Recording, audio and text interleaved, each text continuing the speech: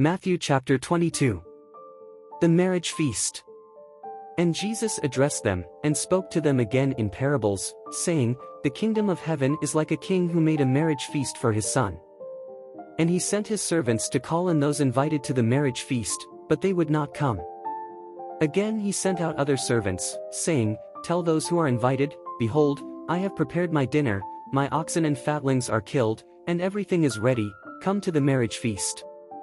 But they made light of it, and went off, one to his farm, and another to his business, and the rest laid hold of his servants, treated them shamefully, and killed them.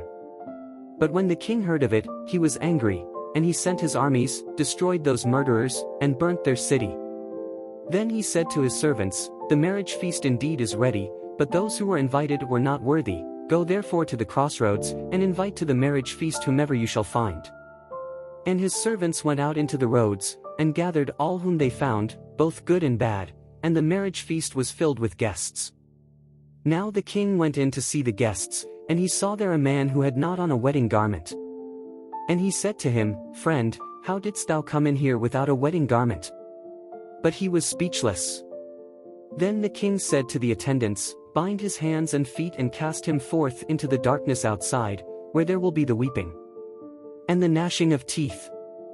For many are called, but few are chosen. Tribute to Caesar. Then the Pharisees went and took counsel how they might trap him in his talk. And they sent to him their disciples with the Herodians, saying, Master, we know that thou art Puthfuck and that thou teachest the way of God in truth, and that thou carest not for any man, for thou dost not regard the person of men. Tell us, therefore, what dost thou think? Is it lawful to give tribute to Caesar, or not? But Jesus, knowing their wickedness, said, Why do you test me, you hypocrites? Show me the coin of the tribute.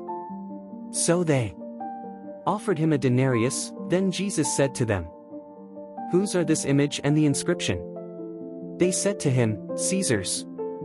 Then he said to them, Render, therefore, to Caesar the things that are Caesar's, and to God the things that are God's. And hearing this they marveled, and leaving him went off. The Sadducees and the resurrection. On that same day some of the Sadducees, who say there is no resurrection, came to him, and questioned him, saying, Master, Moses said, If a man die without having a son, his brother shall marry the widow and raise up issue to his brother. Now there were among us 7 brothers.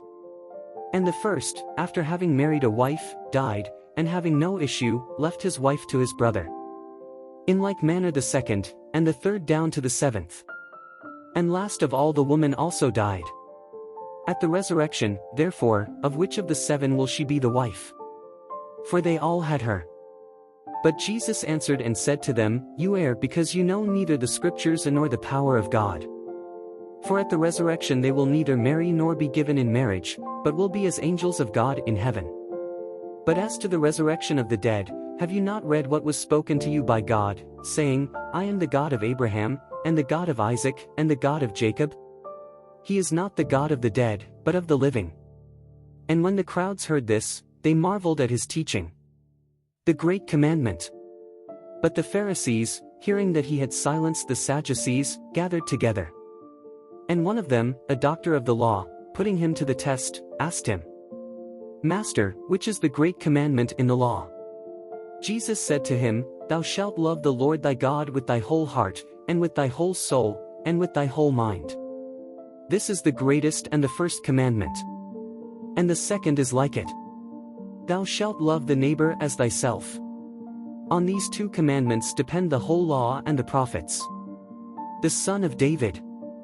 Now while the Pharisees were gathered together, Jesus questioned them, saying, What do you think of the Christ? Whose son is he? They said to him, David's. He said to them, How then does David in the Spirit call him Lord, saying, The Lord said to my Lord, Sit thou at my right hand, till I make thy enemies thy footstool. If David, therefore, calls him Lord, how is he his son? And no one could answer him a word, neither did anyone dare from that day forth to ask him any more questions. Thanks for watching this video. May God bless you and your family.